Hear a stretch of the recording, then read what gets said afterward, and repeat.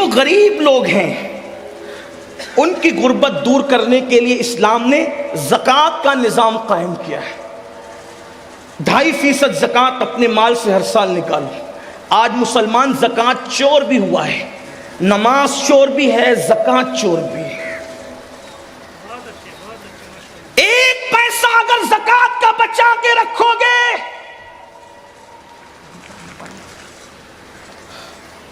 ایک پیسہ اگر زکوٰۃ کا بچا کر رکھو گے تو وہ پیسہ آپ کے دوسرے اچھے پیسے کو بھی تباہ کرے گا۔ اور اگر زکوٰۃ دے دی، اللہ کے رسول علیہ السلام فرماتے ہیں جو اپنے مال کی پوری پوری زکوٰۃ ادا کرے، اللہ اس کے مال کو اپنے قلعے میں محفوظ کر لیتا ہے۔ مجھے بتاؤ، جس کا مال اللہ کے قلعے میں محفوظ ہو جائے، پھر اس کے مال کو کون کیا کر سکتا ہے؟ لوگ کہتے ہیں میرا مال بیوپاری لے کر کے بھاگ گیا، ڈوب گیا، یہ ہوا وہ ہوا۔ زکوٰۃ نہیں دیتے، غریبوں کا حق نہیں دیتے، اس لیے کوئی لے کر کے بھاگتا ہے۔ واللہ اگر ایک ایک پائی کی زکوٰۃ نکال دو تو اللہ کے سچے نبی نے فرمایا کہ جس نے زکوٰۃ نکال دی اس کا مال اللہ کے قلعے میں محفوظ ہو گیا۔ ایک بات۔ دوسری بات، جب زکوٰۃ نکالو تو زکوٰۃ کو کوئی سسٹم سے تقسیم کرو۔ کچھ لوگوں کو تو ہم نے 200 روپے تقسیم کرتے دیکھا۔ ٹھیک ہے، اس میں کوئی شرع کا حکم نہیں کہ تملیغ شرط ہے فقیر کے لیے، لیکن آپ سے پوچھتا ہوں کم سے کم ایسا ہو جائے۔ علماء کرام بیٹھے، میں صرف اپنی اصلاح کی خاطر ایک مشورہ دے رہا ہوں، آپ کی مشورہ ہے میرا کہ اپنی زکوٰۃ کو 3 حصوں میں تقسیم کریں اگر ہو سکے تو۔ نمبر 1، ایک حصہ اپنے رشتہ داروں میں تقسیم کریں۔ نمبر 2، ایک حصہ عام مسلمانوں میں تقسیم کریں۔ اور نمبر 3، ایک حصہ مدارس دینیا میں تقسیم کریں۔ اس سے یہ ہوگا کہ آپ کے رشتہ داروں کی غربت بھی دور ہوگی، عام مومنوں کی غربت بھی دور ہوگی، اور جو مدارس اسلامیہ جو دراصل ہمارے مذہب کی جان ہے، اللہ کے رسول علیہ السلام نے فرمایا العلم حیات الاسلام و عماد الدین، کہ علم اسلام کی زندگی ہے اور دین کا ستون ہے۔ جب تک کہ یہ مذہبی ادارے قائم ہیں انشاءاللہ ہمارا دین زندہ رہے گا۔ اس لیے ان کو بھی مضبوط کرنا ضروری ہے، لیکن اس کے لیے تھوڑی گزارش اتنی ہے کہ جہاں دے رہے ہیں وہاں آنکھ کھول کر کے دیکھو کہ کام ہو رہا ہے کہ نہیں ہو رہا ہے۔ اگر واقعی صحیح کام ہو رہا ہے، زمین پر ہے ادارہ تو ٹھیک ہے، اگر آسمانوں پر یا تصورات یا تخیلات میں ہے تو پھر آپ اس کے ذمہ دار ہیں۔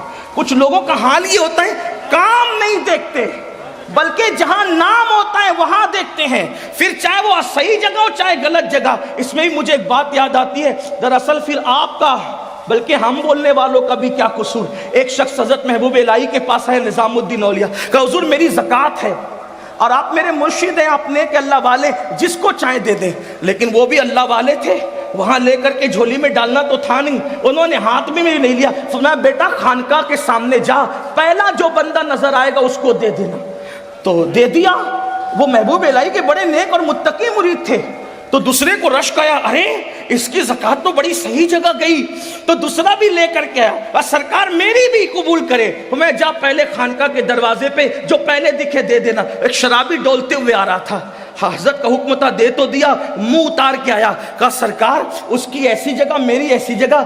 آپ نے مسکرا کے کہا بیٹا میرا قصور کیا ہے، جیسا مال تھا ویسے کے پاس پہنچ گیا۔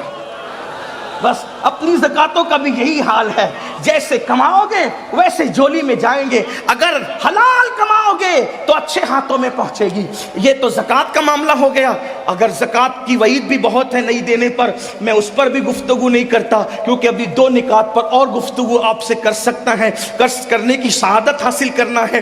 میں جلدی سے چل رہا ہوں، حالانکہ اتنی جلدی سے چلنا میری اپنی ہی چاہے وہ یعنی کہ میرا اتنا علمی معیار بلند نہیں ہے کہ میں اتنی جلدی سے اپنی بات رکھوں، بلکہ میرا معاملہ آج اس وقت ایسا ہے جیسے کسان کا حال ہوتا ہے کہ وہ سورج دیکھ کر کے ہاتھ تیز کرتا ہے، ویسے میں بھی گھڑی پر توجہ کر کے اپنی بات تھوڑی سی تیز کرنا چاہتا ہوں، تاکہ اللہ کرے میرے دل کی بات کسی کے دل تک پہنچ جائے اور میرے لیے نجات کا سامان ہو جائے۔ حالانکہ یہاں تو ایک سے خطبہ مقررین شمس ملت علامہ شمس الدین جیسے اور حضرت علامہ اللہ بخش صاحب جیسے اور حضرت علامہ معین اعظمی صاحب جیسے ہمارے بڑے بھائی جناب بلبل باغ مدینہ قاری رضوان صاحب، علامہ عبدالرب صاحب، اور بھی ہمارے مولانا انصار صاحب، بڑے بڑے یہ شموس و اقمار ہے علوم و معارف کے، یہ یہاں جلوہ گر ہیں۔ ان کی موجودگی میں میرا بولنا ایسا ہی سورج کو چراغ نہیں، سورج کے سامنے اگربتی جلانے کے برابر ہے،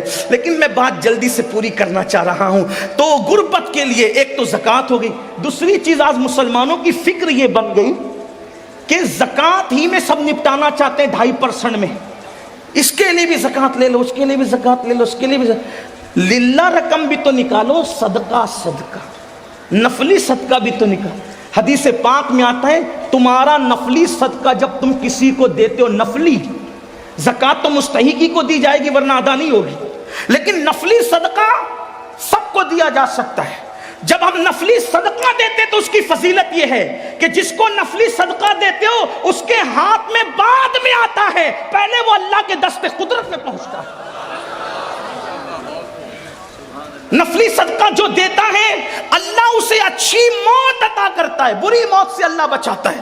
اس لیے صدقہ تو فرمایا اپنے بیماروں کا علاج صدقے سے کرو، اور نفلی صدقے میں امیر بلکہ مستحق غیر مستحق مت دیکھو۔ ایک مرتبہ ہمارے مرشد سرکار قطب الاقطاب غوث الاغواث شیخ الشیوخ غیاث القونین قطب العارفین سیدنا شیخ عبد القادر جیلانی غوث اعظم کی بارگاہ میں کوئی آ کے کہتا ہے مرشد لوگ میرے پاس صدقہ مانگنے آتے ہیں، اس میں مستحق بھی ہے غیر مستحق بھی ہے، میں کس کو دوں؟ فرمایا بیٹا ہم صوفی لوگ ہیں تمہیں یہی مشورہ دیتے ہیں کہ جو مستحق ہے اس کو بھی دے دیا کر، جو غیر مستحق ہے اس کو بھی دے دیا کر۔ اس کا فائدہ یہ ہوگا کہ تو جس چیز کا مستحق اللہ تجھے وہ بھی عطا کر دے گا، اور جو تو جس چیز کا مستحق نہیں ہے اللہ تجھے وہ بھی عطا کر دے گا۔ جب تو غیر مستحق کو دے گا تو اللہ تجھے بھی عطا فرمائے گا۔ اس لیے صدقے کو عام کریں، پھر اس کے بعد اور بھی غربت دور کرنے کا ذریعہ ہے۔ میں تو یہ کہتا ہوں ہندوستان میں اگر 30 کروڑ مسلمان ہیں، 20 کروڑ غریب سمجھ لیں، اگر 10 کروڑ مالدار پکڑ لیے جائیں تو بھی ہماری زکاتیں خربوں میں نکلے گی، خربوں میں۔ لیکن بس صحیح تقسیم کی ضرورت ہے۔ خدا کرے اللہ ہماری قوم کو شعور دے۔